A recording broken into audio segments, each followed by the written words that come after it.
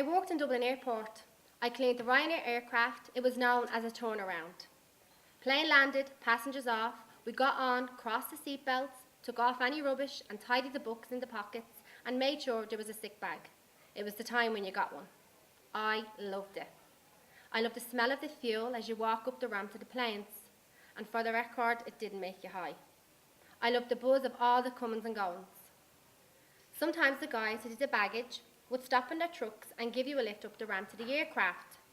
This is where I first seen P, or the English guy as I called him. He actually scared me a little. He was a bit older than me and very confident and chatty. I was scarlet when he spoke to me. I always went deaf, even dumb, and afterwards felt mortified. Anyway, I had very recently separated from my husband. As I had married and had 2 children very young, last thing I wanted was a relationship.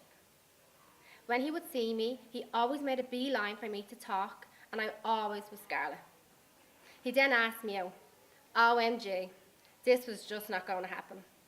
I felt I would die with anxiety. Eventually, I agreed, and the plan was that he would bring a friend, and so would I. So my bestie at the time, that was a complete chatterbox, was to be the one. She would make me feel confident and be able to fill in the silent gaps. I hate the silent gaps. We met in the boot inn at the back of the airport, as we were going to go into jets afterwards. Once I arrived, and after the first drink, we could not stop chatting. We so hit it off. He too had recently separated and lived with his 2 children. There were times I wished my bestie would stop talking so we could just chat away. But there you go.